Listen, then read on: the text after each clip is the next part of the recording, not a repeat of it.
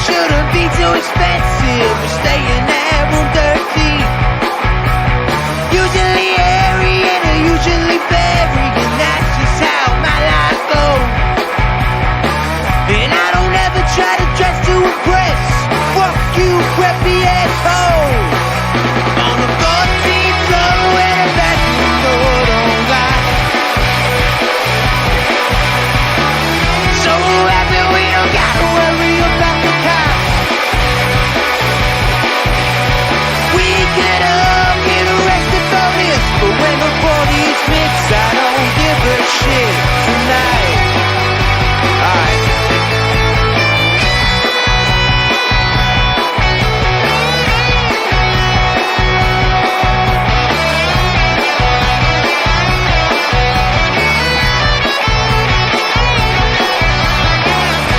She walks in the bedroom fast, despite all the noise from the crowd. Now she's bedless on the bathroom sink. Her mother would be so proud. Gets on a deed and there's a line to go pee, but the bathroom looks like a war zone. Welcome into episode 45 of Phired Up, presented by the Belly Up Podcast Network. Check them out at bellyupsports.com. My name is Mike Gilletto. Joining me, as always, is Dom Console. Dom, what's going on, dude? What's up, man? How you doing? How you feeling? I'm doing just fine. It was a beautiful spring day outside, right? Almost Yeah. summer, borderline summer. That's how much heat there was, but it was beautiful. A nice chill in the air tonight. It was great. It felt it felt like it should be opening day, but unfortunately, that's not going to happen for a long time. Listen, man. I got to sit in work inside all day, so I don't get to enjoy it as much as I hoped I would. Yep. But I almost got caught in the rain today. But yeah, no, True. it's a beautiful that day. It's later. Yeah. Like you said, it reminds you of opening day. It even reminds you a little bit after opening day, like Yep. Baseball in the air, playoff basketball, playoff hockey. The beginning stages of that, but definitely reminds you of opening day. Exactly.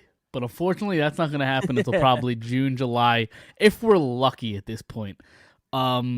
I guess let's just kind of talk and dive into baseball. I mean, what's going on? I don't understand I guess because there's so many places that I want to take this, right? But I guess let's start with who's more to blame, the players, the ownership, or Rob Manfred?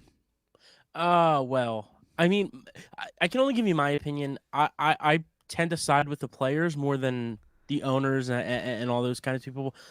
But I just think it's so funny. Like, what do 2 million what do groups of millionaires argue over the most? Like, money, Right? exactly. It's Yeah. So something I wish you and I could argue about. We argue about sports, so Right. True. But yeah, I tend to side with the players, but I don't know that they're totally, blameless Absolved from any. Right. Exactly. Yeah, so I think it's definitely all three of those sides. I mean, why did it take? When did these meetings start? December No, or January? No, not even. Probably late January is my guess. Well, so I had thought that they started early January, and Manfred didn't join in until about a month ago. Right. Why did it take him so long to join? Like, That's the thing. There was no sense of urgency. Right. Until the MLB put the date out that, like, all right, if we don't have a deal by this time, we're gonna start canceling games. Right. That deadline came and went. No deal. Didn't seem like they were all that close. And now that deal is passed, obviously you could still cancel games. Each day without a deal, you cancel more and more games. But after that deadline, it seemed like the urgency just went completely disappeared. Right, like there's no more urgency anymore. It seems like they're meeting. Oh, if we get something, we get something. I think it sounded like things are going backwards almost in terms of in negotiating.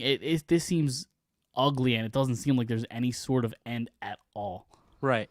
It's crazy because 2 weeks ago we're seeing reports and talking about how they're in football terms they're on the 30-yard line driving to the red zone. Like, that's how close they are to a deal, and it kind of feels like they're on the other 30. Right. So I don't know, man. There was an interception, and it went the other way. Right. Interception, but it did not. They did not get far. Right. Yeah, Interception and tackled at the 35. Exactly. So, yeah, I don't know, man. It's really unfortunate especially for a sport that's dying, a dying sport. It doesn't seem like they're really doing much here. And it's so hard to follow because like 1 minute, like I said, 1 minute there's one report, the next minute there's another report, and it's like they're only arguing over. Like it's hard to believe they're only arguing over $50,000. Like that's what I saw in a report like a couple days ago. It's only $50,000, and it's like there's more to it than right. that. I think that's the minimum. The league minimum contract there is what they're arguing over. I think right, the 50,000. But there's also other stuff that goes. Well, no. So right? they're 50,000 apart. So like I think the minimum's like 750,000, and the max is like whatever. I'm just making up a number, 20 million, whatever it was. There is a max, yeah. Right. So I think the players want it 750, and like the owners want it 700 or something stupid like that. 675. Yeah, something like that, yeah. And it's whatever it was, and it's hard to believe that like they keep pushing this date back to start because of $50,000 or whatever it is. Right. Well, I think there's more to it than that. That's not the only issue. No, it isn't. But I feel like issues. But the things that I have read were that everything else was being negotiated, was being worked out, and like that was the biggest hurdle. Was like, and again, it was from a verified tweeter. Is that what we call them? Source? Yeah, there verified you go. Source. Yeah, verified source. I can't remember who it was, but they had put out that they were close and they weren't, and they were close, and then it's 50,000. There's just no clear answer.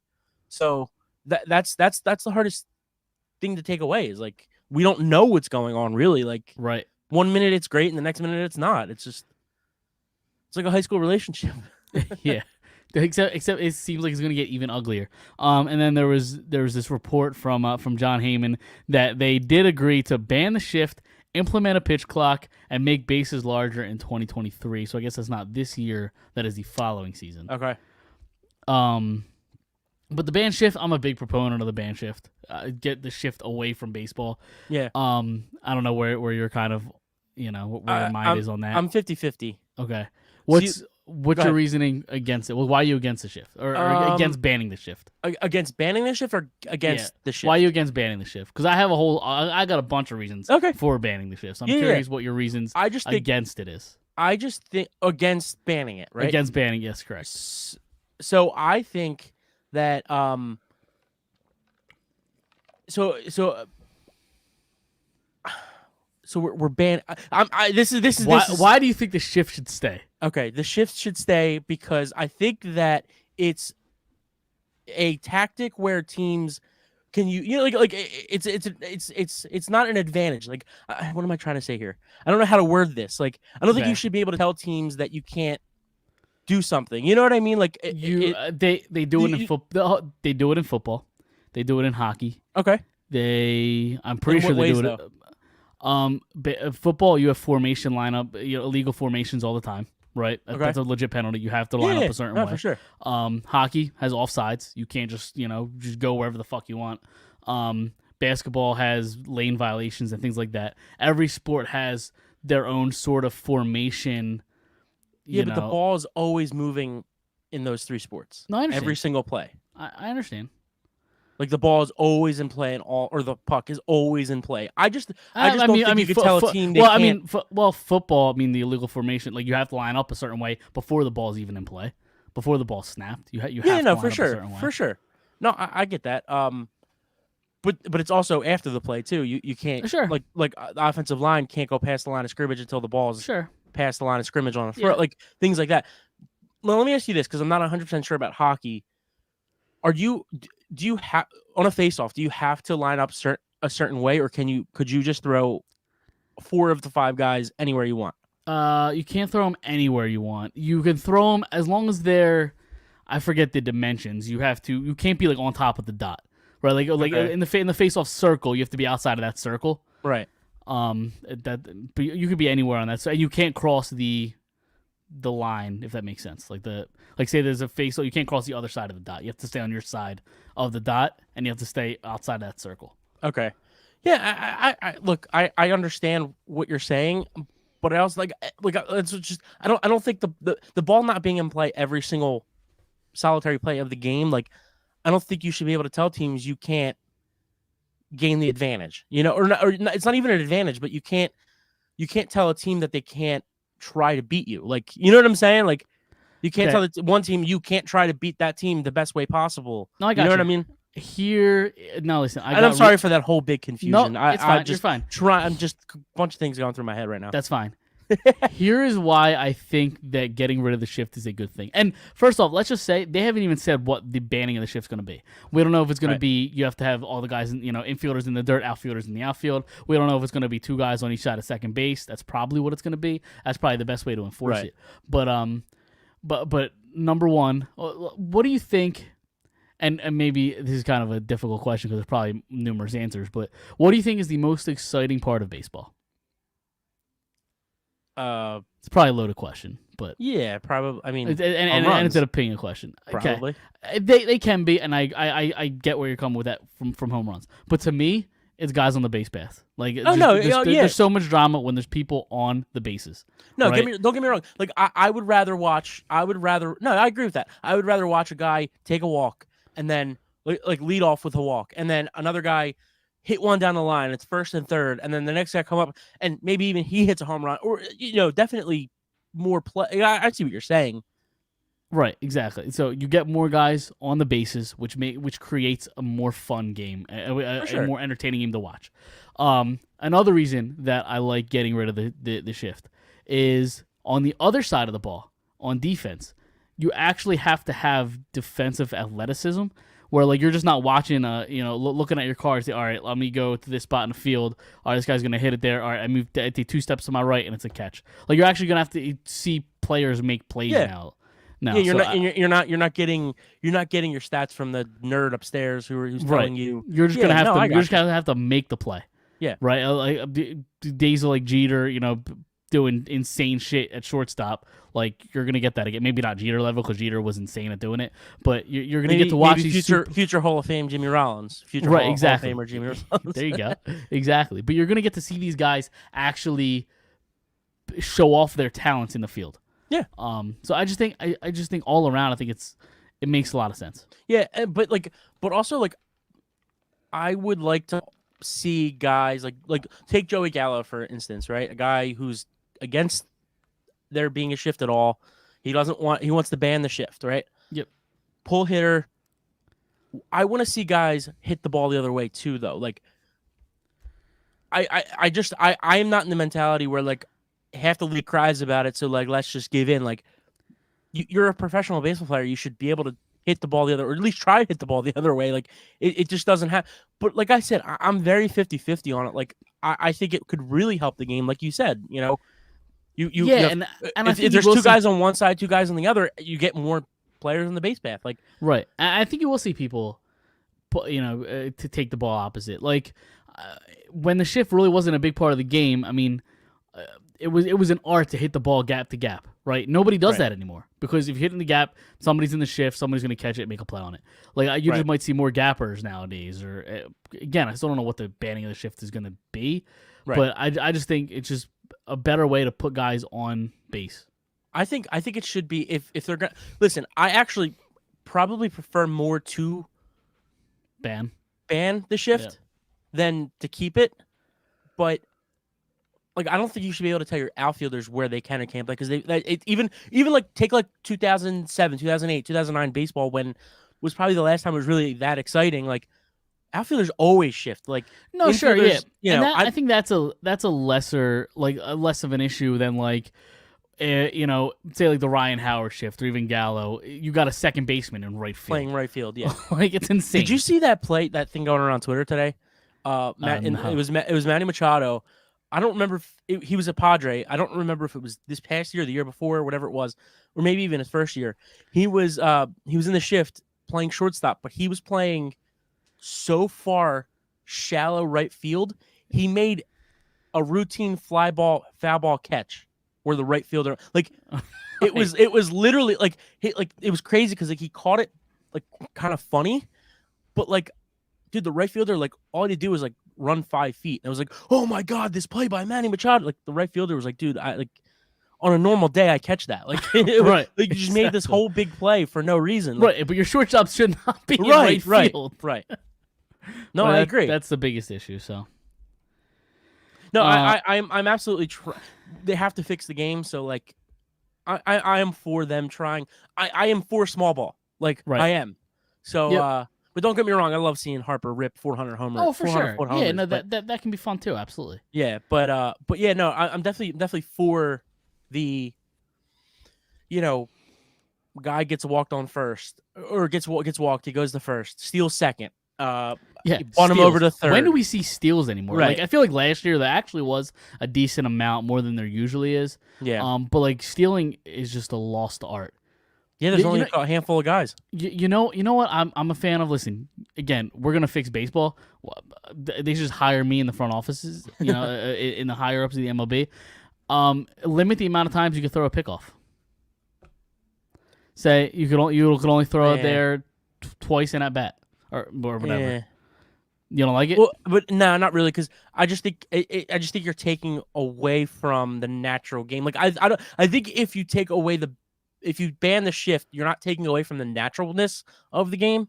You know what I mean? Like, because the shift has always been there, but in the last 10 years, it's really been there, right? Right, but listen, they say they have a pace of play issue, right? Imagine you can only throw over, you can only pick off twice in at bat, or whatever the number is.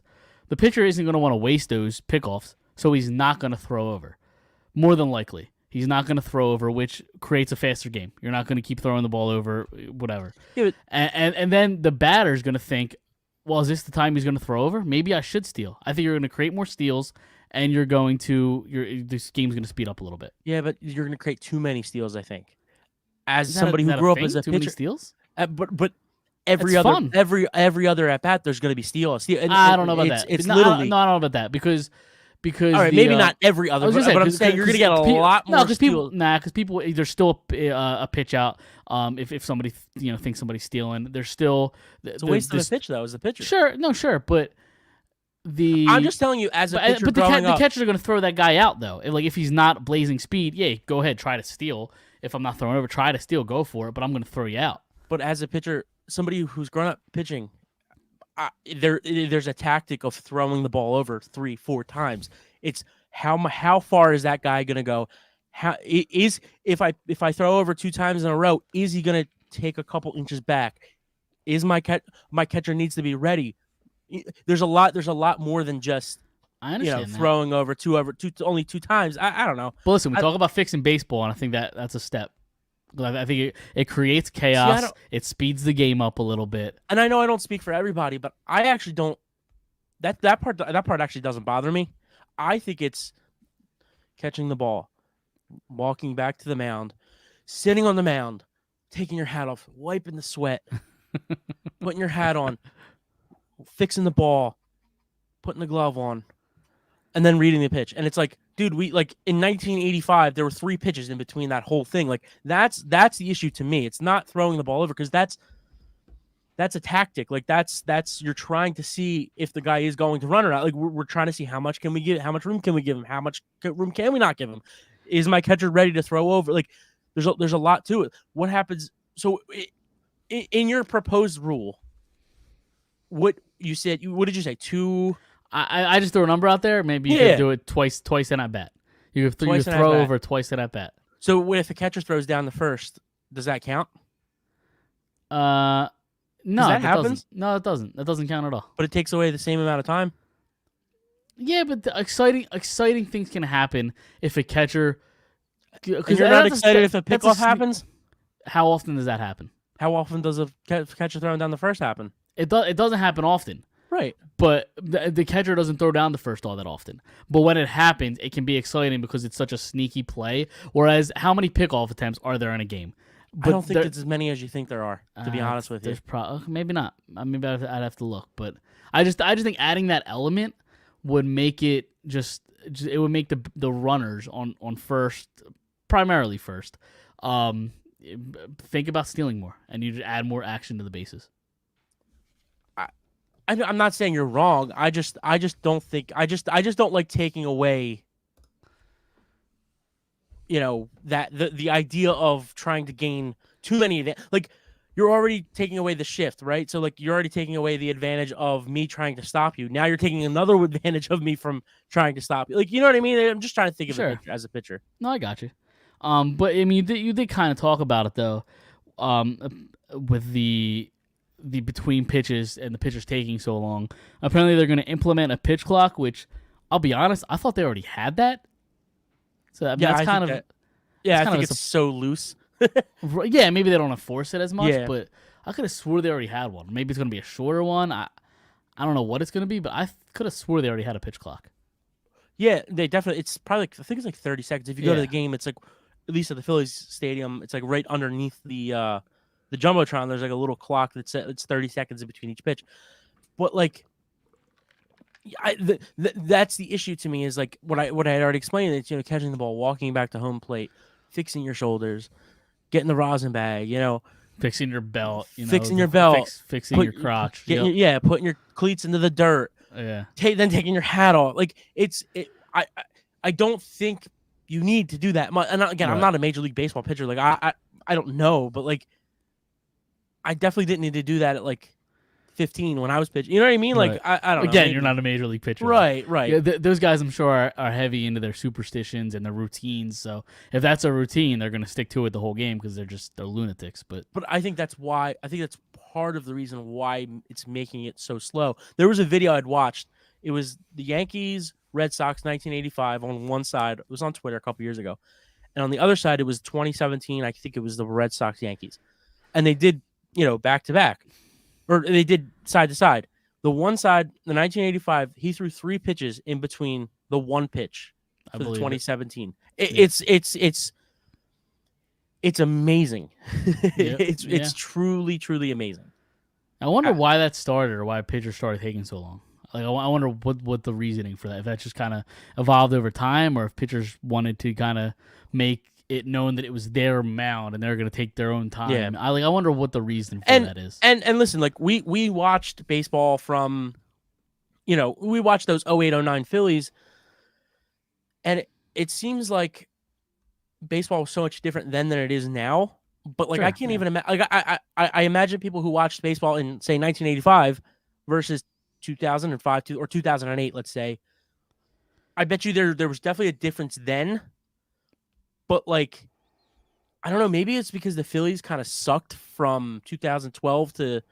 I mean, they still do suck, but yeah, but like more recently, suck, right? Yeah. It seemed like it was that period of time where it really jumped, and maybe because we were watching every night, 2013, 2014, 2015. I don't know where it got lost. I have no idea. Because like I'm saying, then again, even before like 07, the Phillies sucked from the late 90s to 2007. So, like I'm saying, there's probably a difference between 85 and 08, but there's definitely a huge difference between 85 and 2022 or 2021. Right. And there's also a huge difference from 2008 to 2021. Right. So I don't know. And then the last rule change is larger bases, which like I guess that's just a safety thing. They don't want as many collisions and injuries, and which I'm fine with. I don't think anybody's really noticed that. That's a minor change. Did you see these people on Twitter like absolutely ripping? Like, how could the bases get bigger? Like, no, dude, you're not even like that has you're not no gonna effect notice on it. the fan, like at all. No. Like the shift, has an effect on the fan because we're watching the game. Like the pitch clock has an effect on the fan because we're watching the game. Why are you so upset about this base path, like, or the size of the bases? Like, it's going to help your players. No, it's really just for safety. I mean, I can understand maybe understand batters having to get used to it because they've touched the bag a certain way for so long that they're going to have to kind of figure out where to hit it or whatever. I could be reaching there, but they're literally the only people that can say if that's good or bad. Did they say? You might have already said it. The size, how much bigger they would get. I didn't hear that. No. To be honest with you, I don't even think. If I had to guess, like I don't think it's going to be like drastic either. No, like, it's probably going to be a couple inches. Yeah, it's not going to be anything crazy. It's not going to be like this I don't big ass think fucking. I don't think they're like- going to go to. Maybe they've talked about it, and it wouldn't shock me if this happens eventually. I don't think they're going to go to like softball levels where like softball has like 2 bases. Right. You ever seen that? It's like Yeah. the inside base Orange is the bag, yeah. right. The inside base is like the first baseman bag, and Right. the outside bag is the runner bag. So this way they don't stop anybody from colliding and stepping on ankles and shit like that. So To be honest with you, I wouldn't even care about that either. no, it's whatever. I wouldn't. It's whatever. Like, it's less injury. I mean, I'm not pushing for it, Right. but like if it happened, I mean, Yeah. okay. Yeah. I want to that- see that- my players play. Like, that- I right. don't want to see my guys hurt. Like, Well, that might make it rougher or tougher for the ump, honestly, True. for close first base calls. Yeah. But I don't know. Listen, I just want baseball back, and it doesn't seem like it's any sort of end. So no, it does not. we'll have an update at some point, hopefully soon. So I don't know. You ready to move on? Yep. All right. All right. So where do you want to go? I'm trying to think. Do you want to do Who Am I or do some trivia?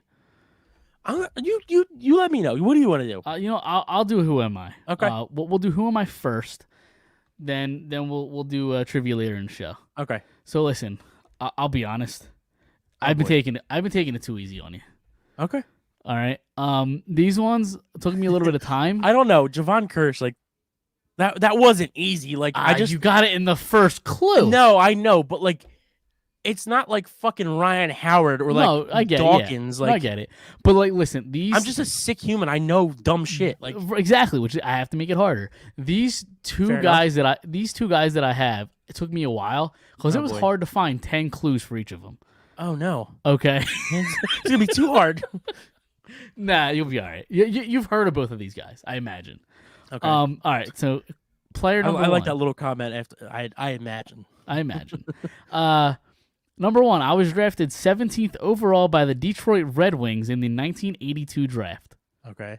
Okay. Before getting drafted, I played in the WHL for the Medicine Hat Tigers. That does nothing. No, it doesn't. I played 18 seasons in the NHL. Okay. I was traded to the Flyers in 1984 for Darryl Sittler. I played for the Okay. Red Wings, Flyers, Whalers, Canucks, Blackhawks, and Sharks. My best Okay. season with the Flyers. Wait, real quick. Yeah. go What for what year were the Sharks? What year Uh, did they come in? 90. it. This probably would have been. Hold on. you're gonna make me do This yeah. research. This is this. Hold on. Let me. Sorry. let me- No, it's all right. I'll tell you what year it is. I mean, this was at the end of this guy's career. Well, I'm not saying you don't have to give me the years he played there. I just want to know what year the Sharks became a franchise. Like, what was their first? Was it like mid 90s, late 90s? Yeah, something like that. Hold on. 1991. Okay, so early 90s. Yep. 1991. All right. Where am I? Well, my best season with the Flyers came in the 87-88 season, where I scored 30 goals and 46 assists for 76 points in 72 games played. I spent 7 full seasons with the Flyers. Clue number 8. In 1991, I got traded to the Whalers for Kevin Dineen. Clue number 9. I was more known as a two-way forward. Do you have Okay. any guess at all, or do you know? There's one more? Do I There's have one more clue, yeah. Let me give you that last clue. Yeah, I have no idea. All right. I scored the only goal for the Flyers in the Game 6 loss of the 1987 Stanley Cup Final against the Edmonton Oilers. Okay, so he's a forward. He's a forward, and he scored the first goal and the only goal in that Game 6 loss in 1987 against the Oilers. It's not Tocchet was drafted by the Flyers, right? I believe so, yeah. I'm just trying to think of like 80s forwards, 80s Flyers who were forwards.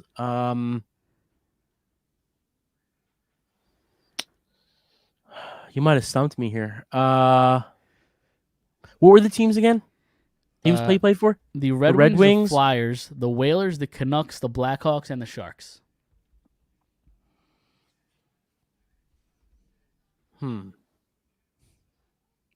Did I get one? Did I get a victory? We're running on time here, so yeah, I got nothing. All right, listen, I'll give props to Michael. Michael got it right. It is Mary Craven. Okay, all right. I would have never gotten that. So there you go. Yeah, It's a good name. I mean, he was never he was never fantastic, but he had a couple really good years. Right. All right, you ready for the second one? I am. All right. I got to redeem myself here. Yep. I was drafted 20th overall by the Philadelphia 76ers in the 2000 NBA draft. Okay. I missed my entire rookie season due to a knee injury suffered in the preseason. Okay. In my first season with the Sixers, I averaged 22 minutes per night and averaged roughly 7 points per game. Okay. Do you have any guess? It looks like your mind's racing a little bit. Oh, man. No, keep going. All right, clue number 4. After my first full season with the Sixers, I was traded to the San Antonio Spurs. Jesus. Clue number 5. Along with the Sixers and Spurs, I also played for the Warriors, the Hornets, and the Hawks. Okay. In 2003, I won an NBA championship with the Spurs as a backup point guard to Tony Parker. All right. My number 10 is retired by Hofstra University. No, it doesn't get... Yeah, my number's retired by them too. Yeah. No guess? Nothing. Clue number 8, I only played in 2 games in my final 3 years of my career due to multiple injuries. Okay. Clue number 9, I am currently the head coach at Hofstra University. I've never even heard of that college until just now. Really? Yeah. Okay. I think it's in New York. Clue number 10, my first name was Craig, but I went by a nickname.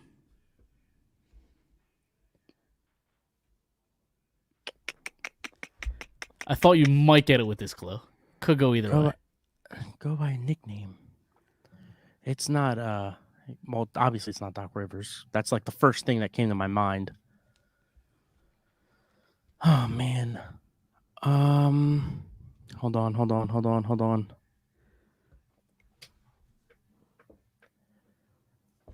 I thought you were going to hit me with the Aaron McKee.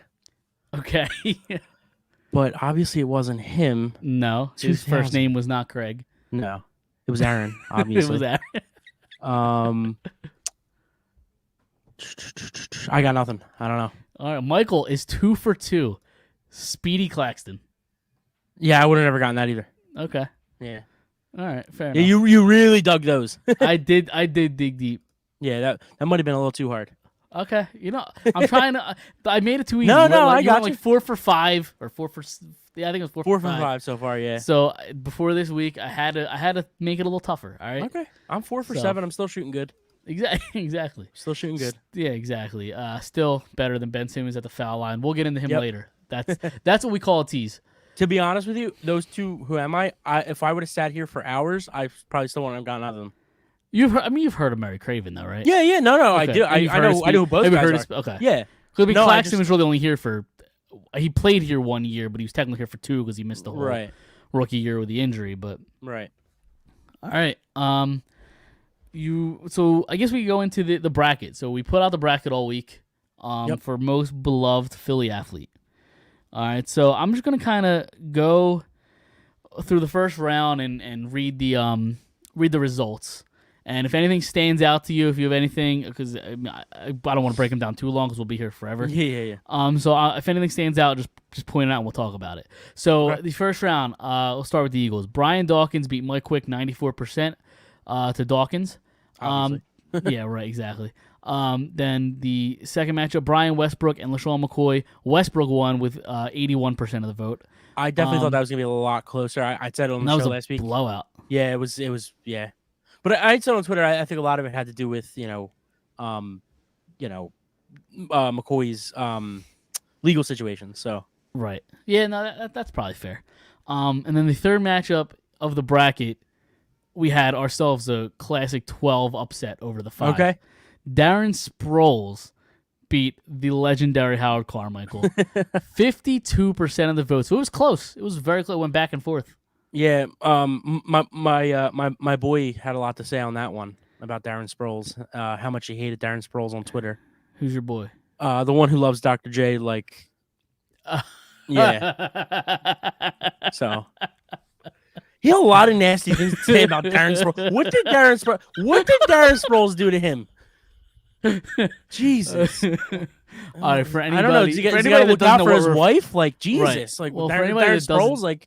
Yeah, for anybody that doesn't know what we're referring to, go back and listen to last week's show because Dom had some fighting words for a listener. Yeah, like he was like hoping for Darren Sproles to get hurt. He like put it on Twitter. I'm like, dude, he's retired. Right. Well, he was hoping he would get hurt because he claimed he sucked so bad that he just wanted him off of the field. Which he said his last 4 years here. Meanwhile, he was here for 6 years. His last 4 years here sucked.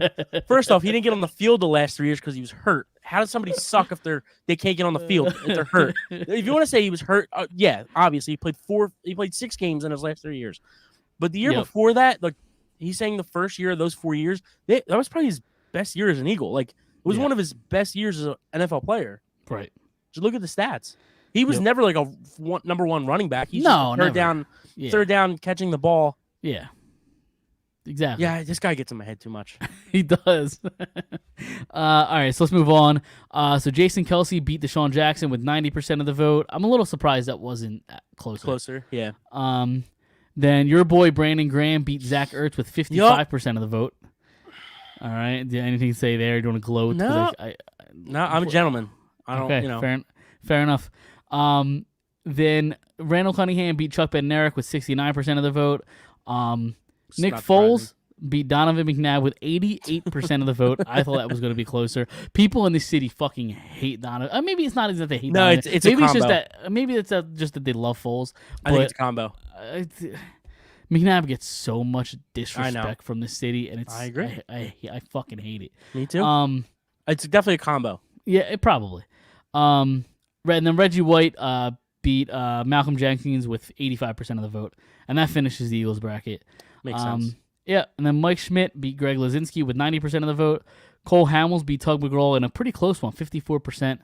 I'm not surprised by that one. No, me neither. Richie Ashburn beat Darren Dalton 52%. I was a little surprised that was as close as it was.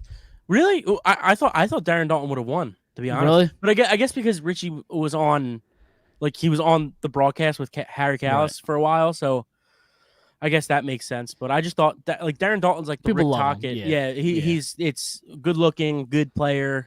For sure. Yeah. Everybody loved him. Right. And then Jimmy Rollins beat Roy Halladay with 59% of the vote. Ryan Howard beat John Kruk with 71% of the vote. Going back to that Rollins thing real quick. Yeah, go for it. For a while, Halladay was up, and Rollins made a comeback. Yeah. It was a hard one. That was a tough one. Yeah, for me it wasn't that hard. Like I know Halladay had some great moments, but no, I hear you. I voted Rollins. It didn't last all that long. Yeah, I think I said on the show last week. Rollins is number 1, Howard's probably number 2, and Doc is probably number 3. So it was hard not to vote for Doc, but right. But yeah, I went Rollins. Rollins is my favorite Philly of all time. So. Yeah. Much beat Kruk with 71% of the vote, and then we had, which is also a little surprising too. Like that it was that big, that it was that much. Yeah, of a blowout, I thought Kruk was going to be a lot closer. I didn't think Kruk was going to win, but people love Kruk. And he's on the TV. He's on right.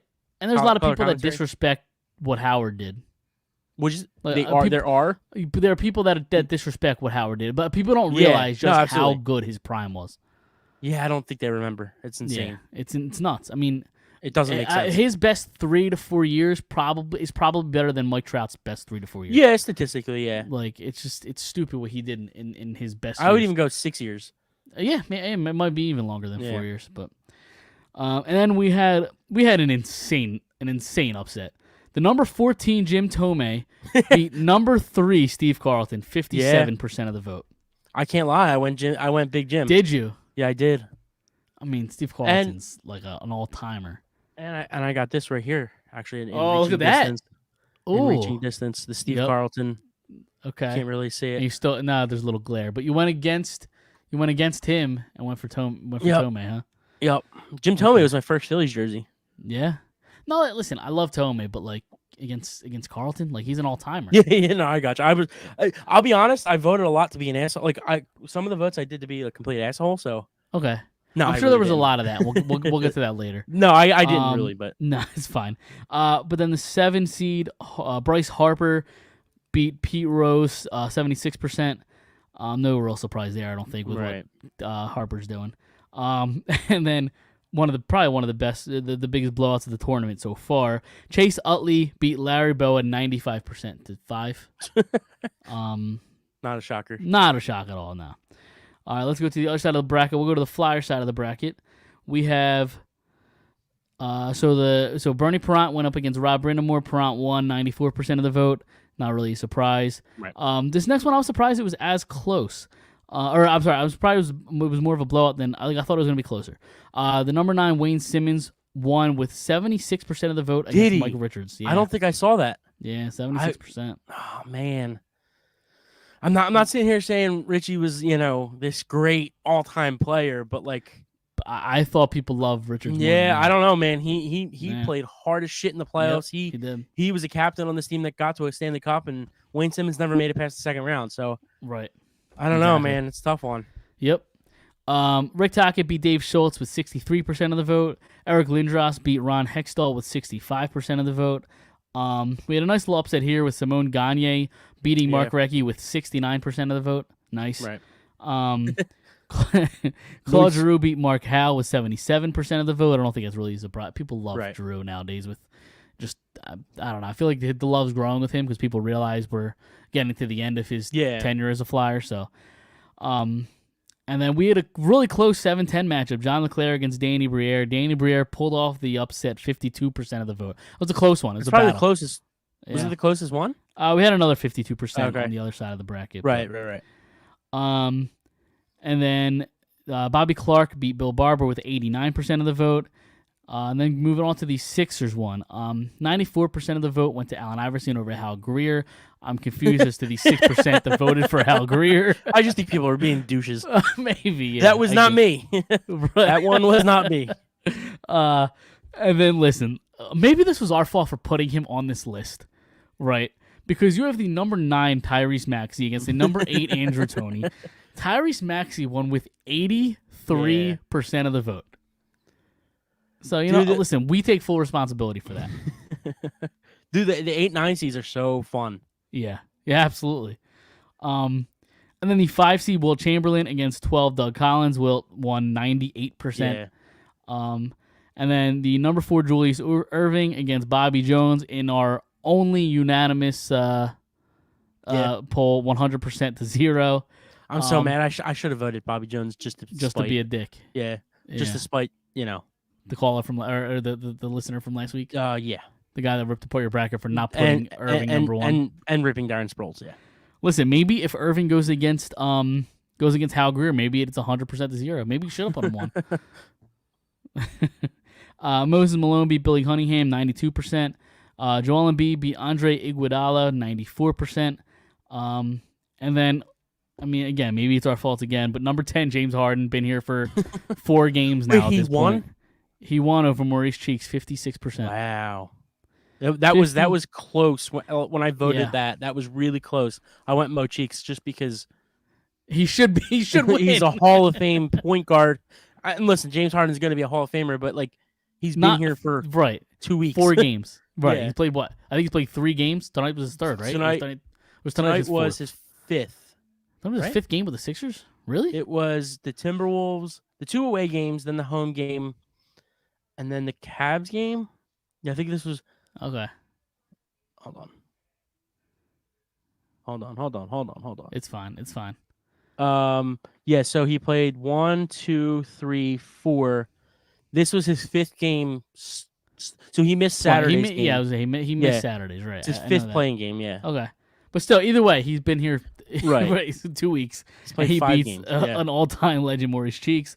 And then number 2, Charles Barkley beat Darryl Dawkins with 78% of the vote. I'm surprised it wasn't more of a blowout. I'll be honest. Like 70. Yeah, well, apparently 78%. Charles Barkley shouldn't be number 2. Right. So, yeah, I'm not surprised. Right, exactly. Look, listen, 78% still a blowout, but I'm just surprised it wasn't even bigger. So now let's go back to if it was Dr. J. I mean, right. Now let's go back and we can talk about each matchup. So Brian Dawkins against Brian Westbrook, the battle of the Bryans. the 2000s. Right. Yeah, Dawkins, right? Yeah. Like, yeah. If Dawkins probably makes this he the probably he championship. might Yeah. win the whole thing. Yeah. Like, it's probably him and Iverson is my Yeah. guess. Yeah. A dark horse though, Joel Embiid. We'll talk about that later. Okay. Darren Sproles against Jason Kelsey. 12-4 matchup. Yeah, it's not going to be close. Probably not, but like Darren Sproles won against Harold Carmichael, so he's coming in hot. Yeah, but he's not going against Kelsey. I mean, he didn't go up against Kelsey his first round. So yeah, who knows? It might be closer than I thought. Yeah, but no, you're right. Kelsey probably takes it. Number 11, Brandon Graham against number 3, Randall Cunningham. And if I know where I'm going. If Brandon Graham wins this, I'm gonna have to fucking riot. I don't know. I can't wait for Brandon Graham to win this round. He probably It's will gonna be because so much people fun. don't vote for like the collection of Philly sports. Yeah, They but vote you're for voting what they based on- witnessed. But like people Yeah. grew up watching Brandon Graham because Well, like- there's a young audience, so people are going to vote See, Brandon Graham over Randall Cunningham. I can only talk from the way that I think. Like, it depends on the matchup to me. Like I think Brandon Graham deserves it more than Randall Cunningham does, in my opinion. Okay, But like I chose Tomei over Carlton because like I watched Tomei. Like I respect the shit out of Carlton, but it's Yeah. hard for me to love Carlton more than a guy who I watched. Like, but then again, like who did Bernie go up against? Brindamore? Brindamore, yeah. Like, it's really hard for me to like love Bernie because I didn't watch Bernie. Like I love Bernie because he's a legend and Yeah. he's arguably the greatest flyer ever. Whatever. Right. But like it's also really hard for me to say like him or Dr. J or like these guys are number one in my opinion because I didn't watch them. So like, Yeah, I get you. but then Makes again, sense. like I took Mo Cheeks over Harden. Like Harden, right. because Because Harden's been played here this for whole 2 year, weeks. or even if he played this whole year, I probably still would have went Mo Cheeks. Like Right. so, I think it's very subjective and like it depends on the matchup. Right. In my opinion, that's just the way that I'm voting. Yeah, And, I get you. the hundreds of other people that are voting could Right. do it for different reasons. Number 2, Reggie White against number 10, Nick Foles. I mean, my opinion probably should be White.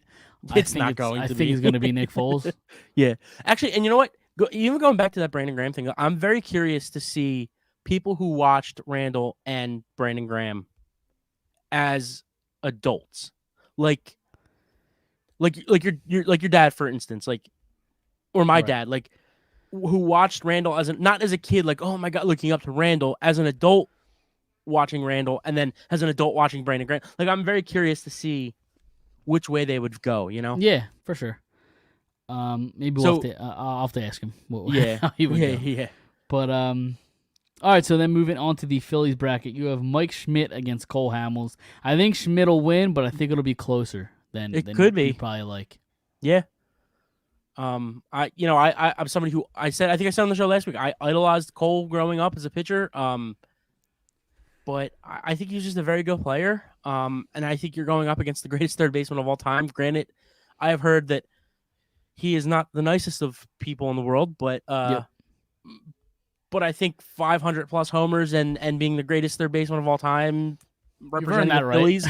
Yeah, yeah. So I think he might. I think he might pull it out, but you might be right. It might be pretty close.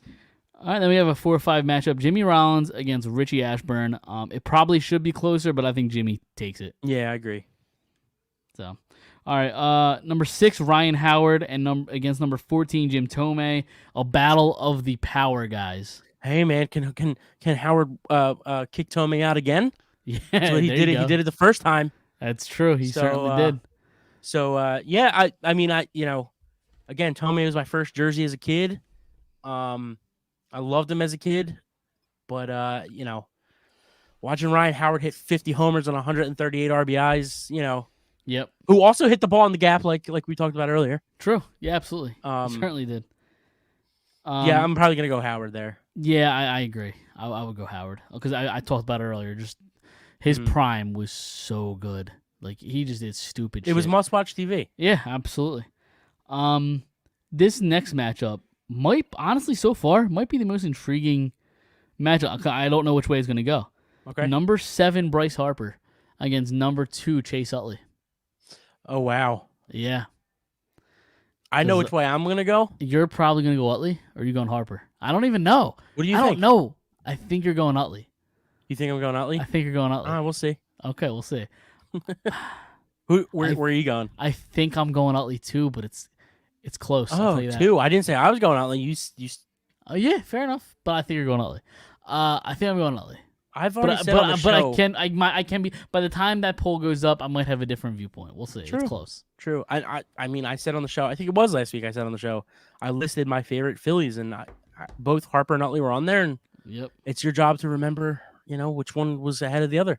That might be the most intriguing matchup we've had so far. Yeah.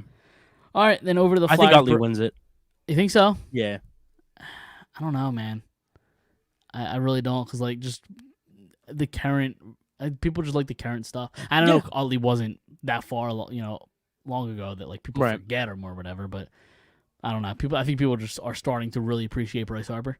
Yeah. All right. So Flyers bracket: number 1 Bernie Perron against number 9 Wayne Simmons. And if Bernie loses to Wayne Simmons, dude, would it surprise you? Honestly, would it surprise you? No, but it should. Right. Surprise I was me. just gonna say it should, but it won't. Right. How it nuts should is surprise me.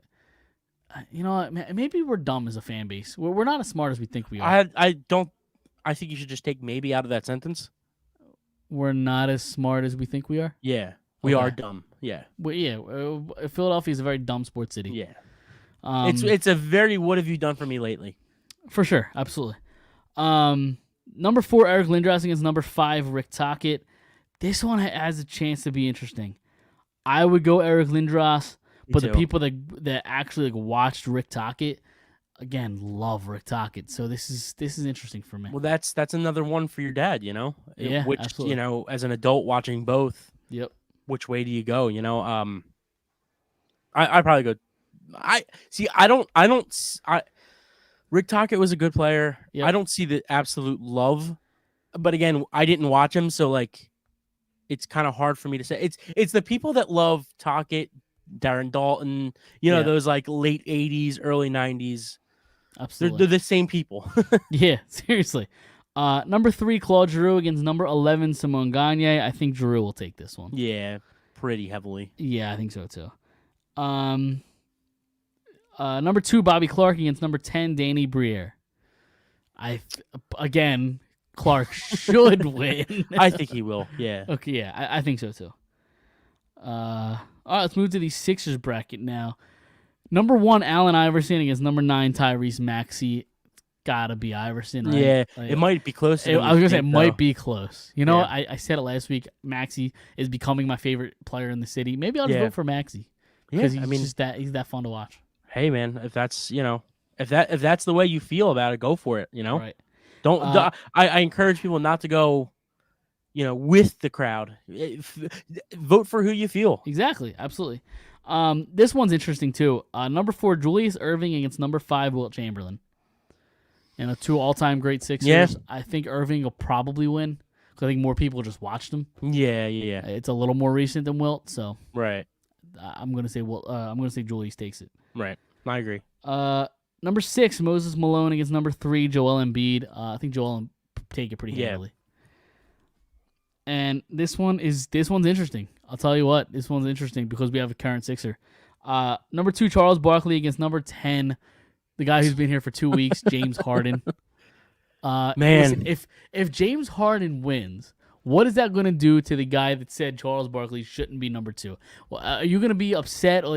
Charles can't lose this in your eyes. well, it goes back to the conversation we've been having. He should win. Will he win? Exactly. Probably. Maybe not. Exactly. Listen, we texted about it. I said it on the show last week. I think too. 2 through the 2 seed through the 5 seed, or the 4 seed really, which was Charles, Embiid, and Dr. J. You could put them any way your little heart desires. It doesn't it's just the way that the cookies crumbled, and it was just the way that we decided to do it. And yep. Obviously it depends. It depends more in the second round, third rounds than it does in the first rounds. But yeah, no, that's going to be an interesting one. Absolutely. Just to see, the current love for James Harden. Right. Exactly. So it wouldn't shock me at all if he won. Yeah. Charles. He shouldn't. But he shouldn't. No, he shouldn't. Could. Right. All right, you want to move on to some trivia? I am.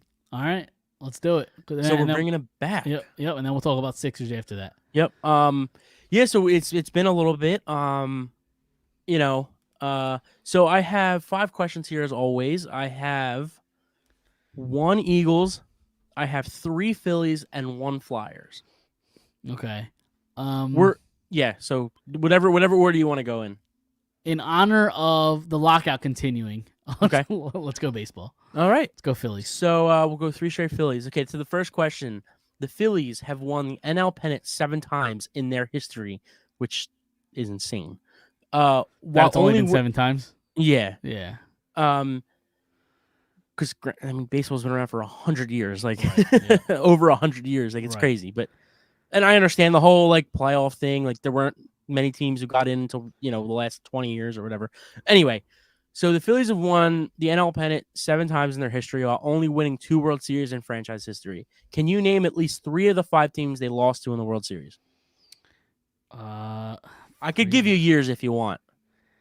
Well, there was 1 year. Didn't 1 year they played the Royals, right? Is that one? No, I need 3 of the 5 that they lost. So they beat the Royals. Okay, sorry, they lost. Yeah, so 3 of the 5 teams that they lost. Okay, so obviously 09 was the Yankees. Okay, that's 1. 3 of the 5 that they lost. I can give you years if you need me to. Yeah. Give me Now, yours. all of these teams are still teams in the league. Okay, all right, that kind of helps, I guess. Yeah. All right. So 1915, 19. Are you ready for this jump? Uh-huh. So 1915, 1950, okay, 1983, 1993, 2009, and obviously you got the 2009. right. And all of these teams are still current teams. Who did they lose to in '93? I'll give you a hint. Go ahead. It's in Big Daddy at the very end. 93. The Adam Sandler movie. No, I know. Yeah, no, I know Big Daddy. In the courtroom. I don't remember. When he finds out that I haven't seen that movie in so long. I don't remember what he said. I don't remember the movie. Like, I don't know. But the 1915 one's throwing me off. Like, how many teams were around in fucking 1915? I'm gonna say divisions are probably different. I'm gonna say like the Dodgers in 1915. Is that true? Am I correct? No, that's not true. But No. you can keep guessing. I was thinking outside of the box. 93. The White Sox? No. No. I'll give you another guess.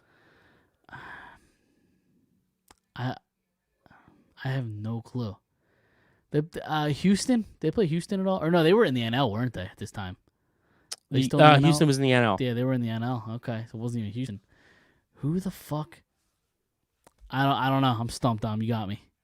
So 1915 they played the Boston Red Sox. I was gonna guess the Red Sox, but I didn't think they ever went up against the Red Sox. 1950 they played the New York Yankees again. Okay, it's kind of a trick question, but okay. Yeah. I guess so. Then I guess you got 2. I'll give you that you got 2 because Okay. you did say the Yankees. But Well, obviously I knew 09, but yeah. 1983 they played the Baltimore Orioles. 1980 they beat the Royals. okay. And 83 they lost to the Orioles. Right. 93 in Big Daddy he says, Toronto, 93 Joe Carter, Toronto. Blue Jays Phillies, Corinne, that Hooters thing. It's just a coincidence. I should have got Toronto. Yeah.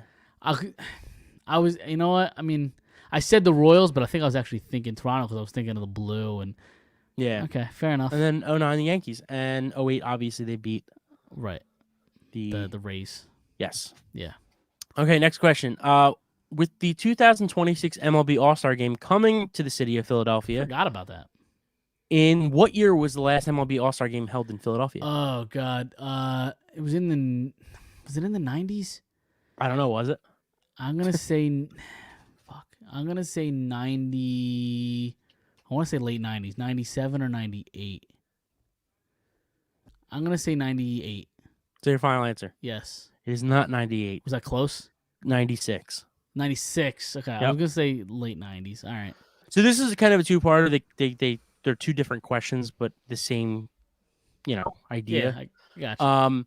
So in the 1996 Home Run Derby, who won the Home Run Derby that year that was held at Veterans Stadium in 1996? It was not a Philly. I was hoping there was a Philly in there that at least competed, but 96 Phillies were not good. 96.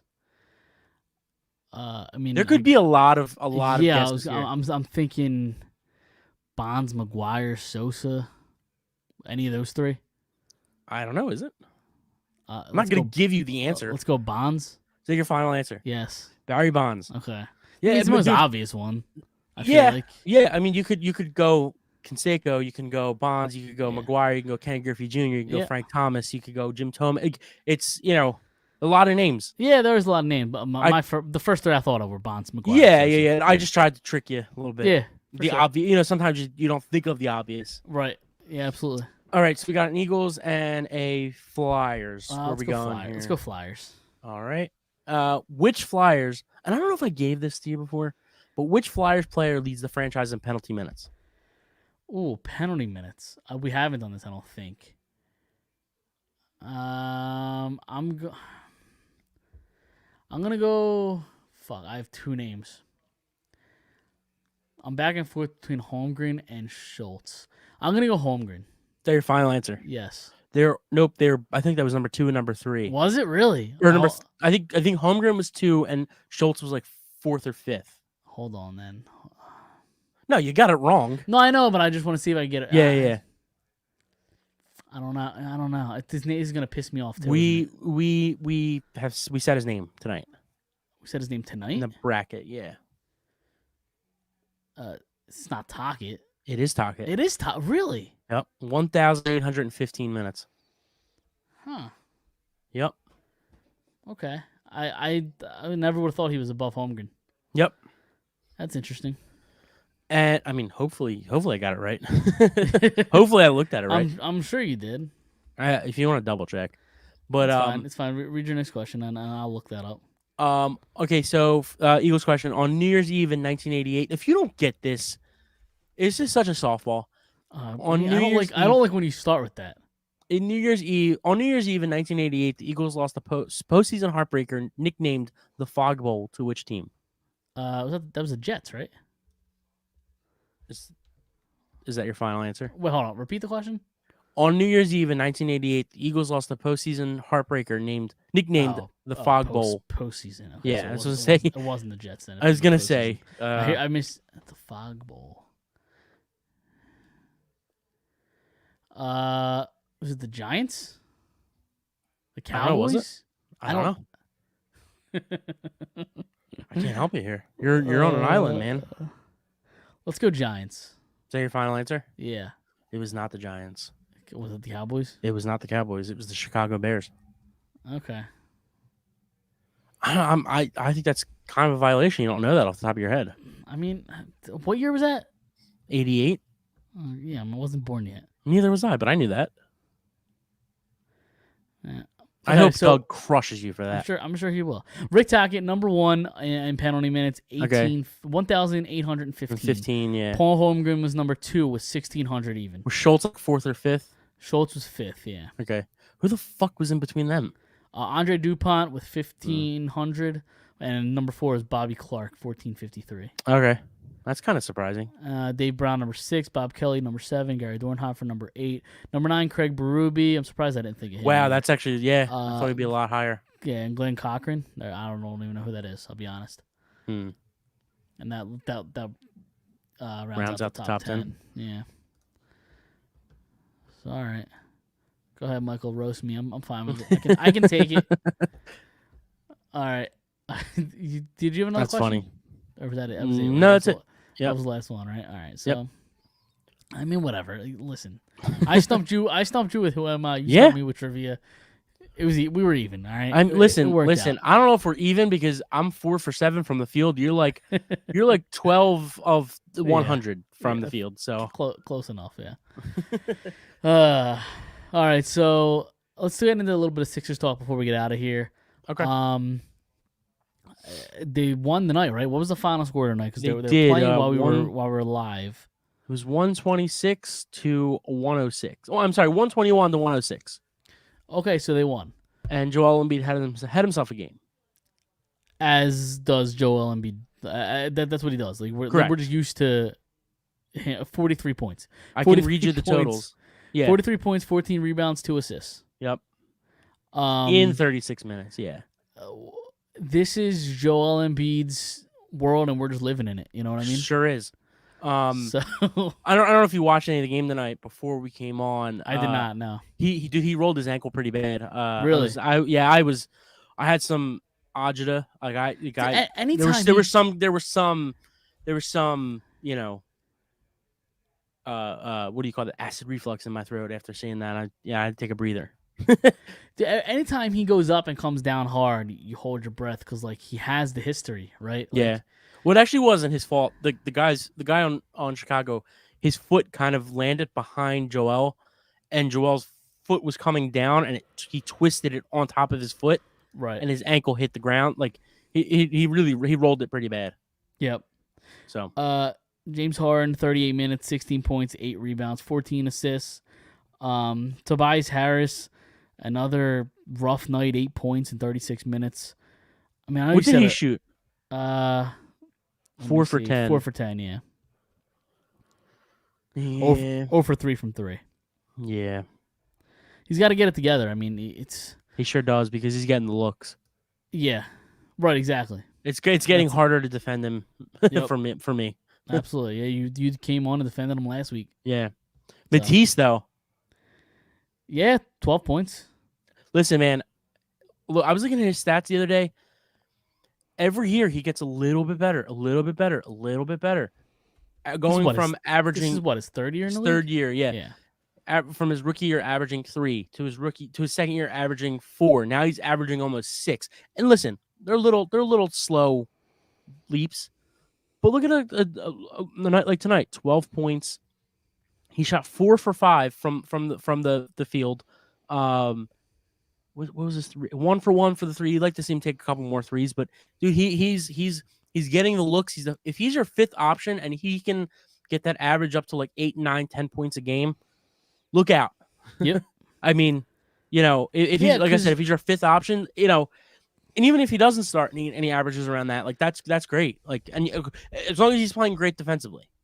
Right, because that's kind of his thing. Is he's the defensive guy. It's like, well, if you do trade a Simmons, and obviously they did, but like if you do trade a Simmons, we're not losing the defense that Simmons brought because we have Thibault who can potentially be on a all NBA defense team, right? Like right. He's that good defensively. So if he could bring the offense, which Simmons couldn't, if Thibault can just be better at offense than Simmons, I mean, it's a win. Which Simmons has at certain points average 14, 16. Yeah, absolutely. He has it in him. There's no doubt he doesn't have it in him. But I what am I trying to say here? I don't know if Matisse is ever going to be that guy who's that 3-and-D. Like everybody we've been saying for years, if he can hit that 3 and be the defensive guy, the 3-and-D guy. Like I don't know if he's ever going to be that great. He can hit a 3 here and there, but like just having James Harden on the court and being double teamed and having that open look, like a couple times these 5 games that we've seen it multiple times in each game, like Thibault's wide open underneath the net. Yep, he gets that pass. He's in the dunker spot and I will say, with him being the biggest defensive wing player, that the best wing player that they have, defensive wing player, teams are getting a little bit aggressive with him, and he's starting to foul a lot more.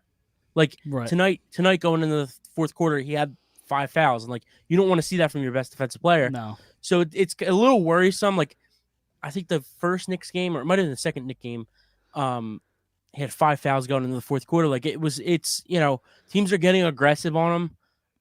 So I'd like to see him play a little bit smarter. I just think I don't know what the issue is, but I like to see him get a little bit smarter defensively and not overdo it.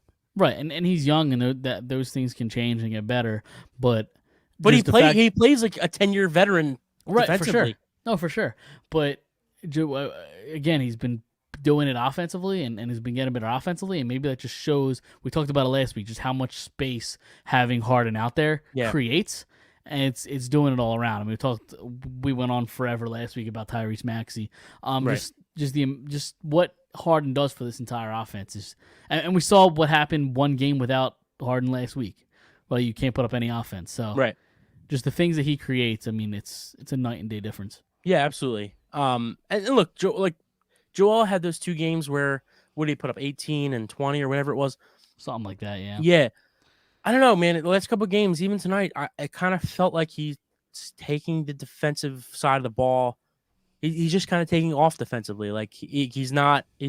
Look, for a guy who has said in the past, I want to be defensive player of the year. I want to win MVP and defensive player of the year. Like things like that for a guy like Rudy Gobert doesn't take 82 games. Like he plays 82 games.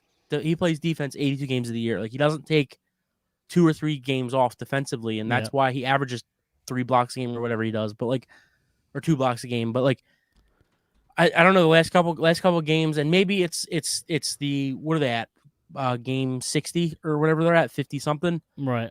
Listen, it's a long season. It's March, playoffs are around the corner. Maybe he's just taking off a little bit, but it's definitely something to keep our eyes on. It is. I wonder how much, and I don't even love if this is true. What I'm about to say, I don't love the thought process, but I wonder if he thinks, let me not give all out on defense because I know with Harden we could outscore pretty much anybody. Yeah.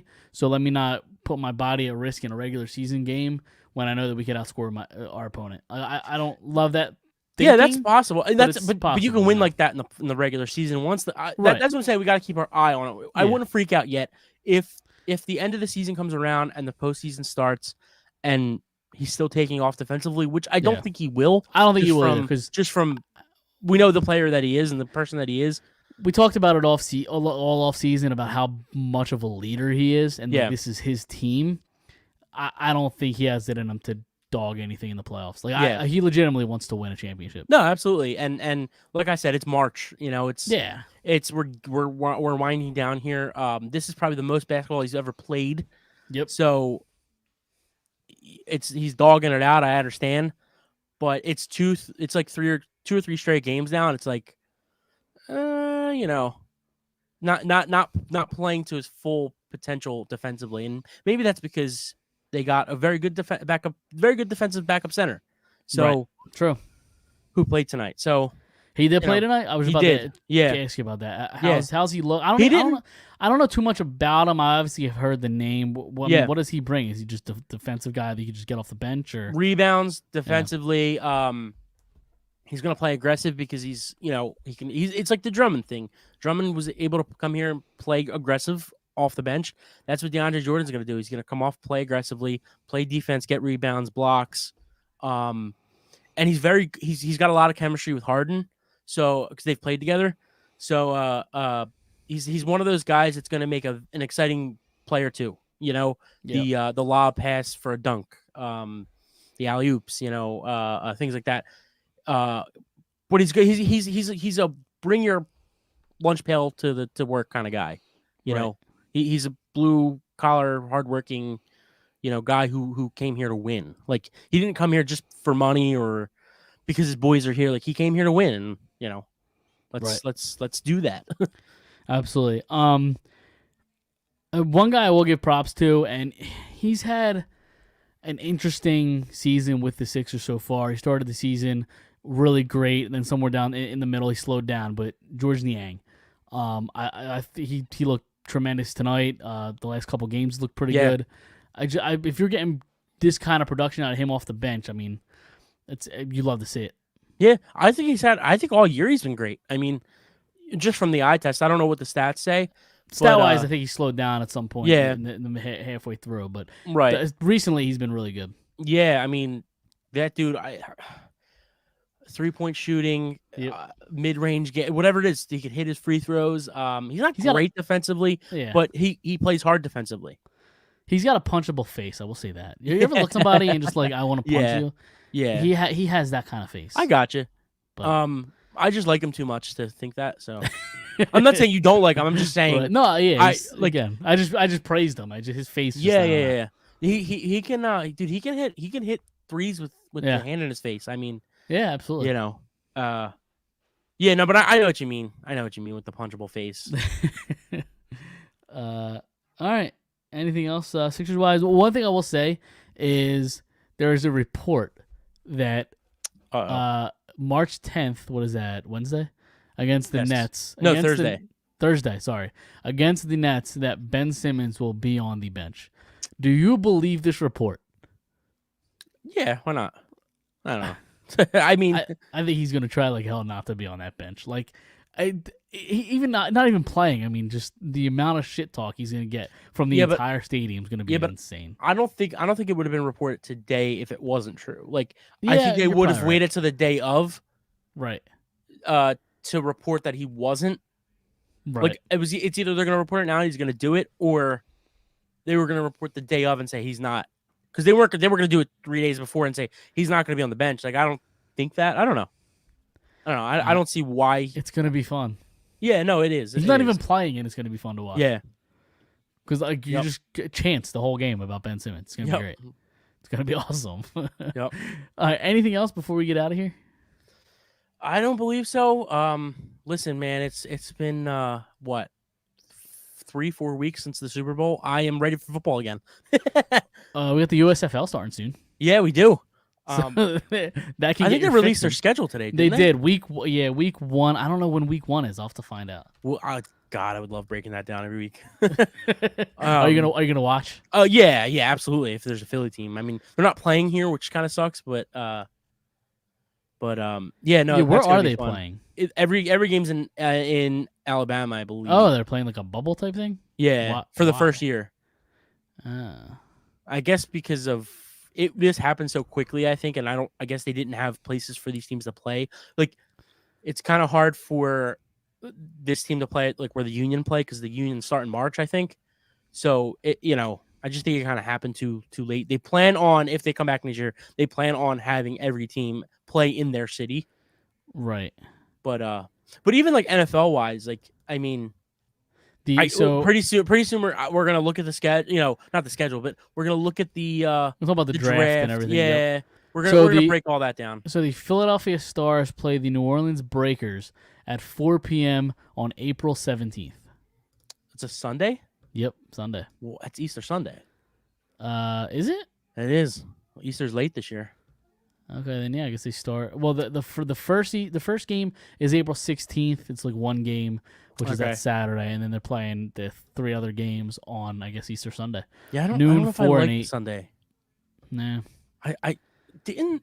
Wasn't it Saturday Sunday for the XFL? it might have been. I think it was like half the teams played Saturday, half the teams played Sunday. It might have been. I kind of like that. Yeah. I wonder if they're going to try something similar. Well, how many teams were in the XFL? Were there 8? Was it only 8? I think so. Yeah. Probably, yeah. So yeah, it might have been 2 and 2. 2 on Saturday, 2 on Sunday. Sounds about right. Yeah.